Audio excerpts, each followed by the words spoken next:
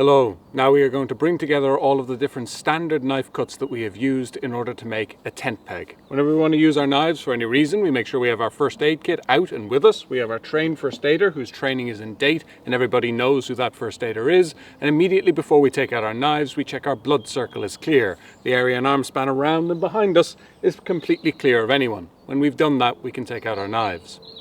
So a tent peg is a really good project for introducing knife skills because it's something that we can then go out and actually use. This can be the tent peg that we use for making our shelters, for pegging down our shelters, for pegging down our tents. So we can make this 1 week and then use it on camp, use it on activity. And this helps enormously with buying into these skills as a core part of our curriculum, as a core part of our skill set. So when we want to make our tent peg, we need to have our materials. And ideally what we want to do is go out in nature and find some fairly straight pieces of branch timber that would make good tent pegs. And we need a piece of timber that's twice as long as our eventual tent peg is going to be and as straight as possible. Timber like willow or birch or hazel grow back quite quickly and they tend to often grow straight, so they're very good ones to go for. Ideally, we want to go out into nature and do this. We can't always. We won't necessarily have landowners' permission. We might not have a group that it's appropriate for. So if we can, we go out and get our branches. We're looking for them to be about 2 to 3 centimetres thick, about thumb thickness, and again, twice as long as our eventual tent peg. We can also make tent pegs out of larger pieces of material. So this piece of timber was split down from a log that was about 10 centimetres wide, and it's been split down into eighths, and it could be split down further or still in order to make a normal tent peg. But we can split down larger sections as well. Or we can buy timber. Now, if we're going to buy timber, we need to be very careful with these type of projects that the grain, the fibres of the timber are going the right way. So we're going to have a quick look at the structure of our timber here.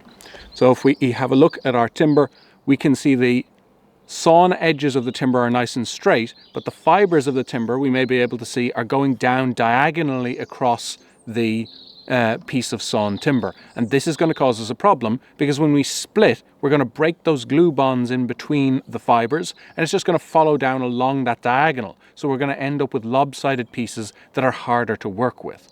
So when we are working with bought timber, with sawn timber, we need to be careful to look at it very carefully when we're buying it and see that the grain and the growth rings, as much as we can see, are running straight down along the edge of the board instead of going off diagonally or waving around the place as is happening here. We also don't want to have knots in the sections we're working with, so we need to make sure that the gap between the knots, so the gap between my fingers there, or in between the knots, is big enough that we could make a tent peg with. So here we'd have to saw off, and we'd only be left with this little bit in the middle. It isn't big enough to make a tent peg. So when we're getting our material, we need to make sure we have a big enough gap to make our project. So that's what we need in terms of materials. Now I'm going to use this piece of material, this piece of willow here, in order to make our tent peg. And the first thing that I am going to do is put a triangular point, a tri-point, on the end of on one end of the stick, and to do that I'm going to use the forehand grip. So I need to check my blood circle and I'm clear. So I put the stick braced against my leg out to my side, and I'm going to hold my arm out straight, tip of the knife facing up, and I'm going to lean down. And the knife didn't go all the way through in that cut. I took quite a deep cut there. So instead of trying to keep going with that cut, I'm going to move a little bit down closer toward the tip, and I'm going to let my shoulder drop again. And that was easier to cut because it was closer toward the tip. And now I've removed some timber above where I made my starting cut that was too heavy. Now I can slice through there. So if we take too heavy a cut back here, we can move down toward the tip and try and work again. And here, multiple slicing cuts is always how we want to work. Now what I've done is take off a flat section off of the top using my forehand grip. And now what I'm going to do is rotate a third of the way around, and I'm going to create another flat here and then create a third flat a third of the way around. So 120 degrees between each one of my cuts. Check blood circle. And that's going to give me the fastest strong point that I could work with. So I have a piece of timber caught there. I just remove it before I continue. Let the knife slide through the piece of timber. Rotate 120 degrees or a third of a circle for the third cut. Dropping the shoulder, arm straight. And I keep now rotating around to each one of those three faces until I can see that I've come down to a nice even point. So now I have come down to a point with three surfaces, and that's a very strong point and a very quick point to make. On the other end, I'm going to make a rounded point using the knee grip. So check blood circle, and I'm going to put the ramp of my thumb back into the groove underneath my kneecap and pull across my body. That cut didn't go all the way through. Start at the handle, let it slide toward the tip, and take multiple slicing cuts to work down to the finish of the cut.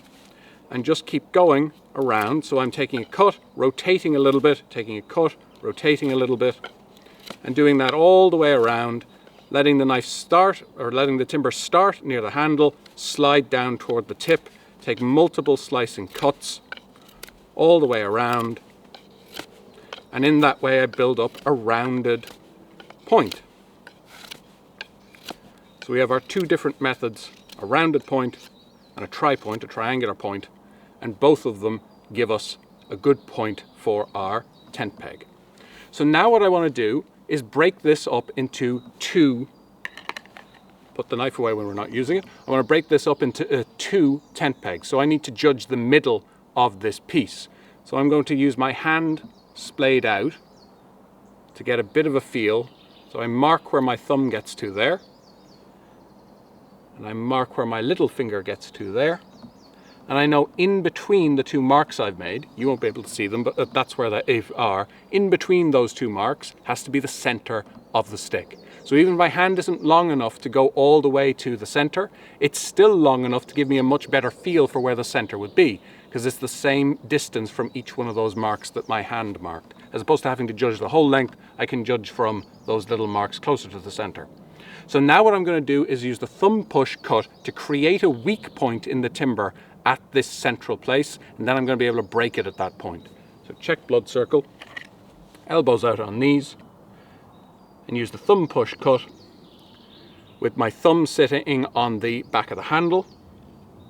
And I'm going to do a series of push cuts going around. I'm pushing in at an angle into that surface. I'm going all the way around, making a kind of a collar of cuts. So pushing in, thumb push cut, pushing it at an angle like that. And now I'm going to flip the piece of timber around and make cuts going the opposite direction. Again, pushing on the back of the handle of the knife, pushing a little bit diagonally. And what's happening as I'm making these cuts, when they join up, I end up taking a little V of timber out. And this V of timber means that there's less fiber at this central point. So as I try to flex this piece of timber now, it's going to be weaker in the center, it's going to bend easier in the center, and then the fibers are going to tear there and get even weaker. So by bending this back and forth when I have this weak collar point, I'm going to end up with something that breaks at the collar. And I can very reliably break timber by creating this weak point and then bending it back and forth. So if we have a look at this, we have our collar now, and I'm going to bend that back and forth at that point. So I take it to my knee, I'm going to bend it a little bit one way, and then rotate around and bend it back the other way. I can hear a little bit of cracking. I don't have to rush this. Going back and forth, instead of trying to do it all in one go, I'm able to break it apart. So just like our cuts, we don't go for one big cut, we go for multiple little cuts. Well, when we're trying to bend this, we go for multiple little bends. And in that way, we don't have to use too much force. So now I'm going to take one of these pieces and I'm going to continue on to make the rest of my tent peg. So I want to round this top now. It has a lot of fibers that tore off. I now want a cut surface up here. I'm going to use my chest lever grip to do that. So I'm going to get my scarf out of the way, check my blood circle, backs of my hands sitting against my chest, and pull back with my shoulders, and I'm making a cut and then rotating the tent peg around a little bit. Shoulder muscles pulling my hands back around my body. I want this to be a nice rounded top to my tent peg. And we're going to talk about why in a second. If we think about what this tent peg is going to be used for, it's going to get beaten into the ground. We're going to hit this pretty hard to get it down into the ground. And I want the only fibers that are getting hit to be ones that have fibers further out, so they're supported. If I have a straight piece of timber like this and I hit down here, the fibers on the edge are going to want to get out of the way. They don't like getting hit, they don't like being squished, so what they'll do is bend outwards to get out of the way, and that splinters my piece of timber if I'm beating down on it here. But if I take these corners off, if I round the top of this, now the only pieces of timber, that are fibers that are getting hit, is the top of this tent peg here. And that means all of these fibers that want to bend out of the way can't, because they have fibers further out to support them. So that's why we're always going to chamfer, or we're going to round over the top of our tent peg. Now we want to take this tent peg and we want to make it so that a piece of rope can get held to it, our guy line can get held to it. So we make something called a 7-notch. So what we're going to do is make a groove with our batoning cut that's about 5 centimeters or 2 thumbs down from the end of our tent peg. So we're going to do that now. Make sure the knife is well sheathed before we move around. And we kneel down on our jacket that is behind our chopping block, and we have our baton. I'm going to have the piece of timber out to the side of the chopping block and as far away from me as possible. I'm going to check my blood circle, take out the knife, my arm out straight, the knife at 90 degrees, and I'm going to go 5 centimeters down from the end. I have my right knee down, my dominant knee down if the knife is in my right hand. I'm going to do a few light taps and stop. And then I'm going to take the knife out. I'm going to brace my elbows in against my sides, and I'm going to use the thumb push cut in order to remove some of the timber on the underside of my 7-notch. So what I'm going to end up with is a notch that goes straight in near the top of the tent peg to catch the rope, and then it comes out at an angle, comes out at a slant. So I'm doing this for 2 reasons. I want to have something that the guy line can hold onto, or can go down into. And I also need, as I'm batoning down into the knife, I need to relieve some of the sideways tension on the fibers as I'm pushing the wedge of the knife down in. Now I'm finding that those fibers aren't releasing anymore, so that means I haven't batoned down that far, the grain isn't severed down that far. So I put the knife back in position, another few taps, and I only want to go, elbows in at sides, I only want to go about 1/3 of the way through this tent peg, through this piece of timber. If I go any further than that, I'll have weakened the timber too much. So that's about as far as I want to go. So the knife immediately goes back in the sheath.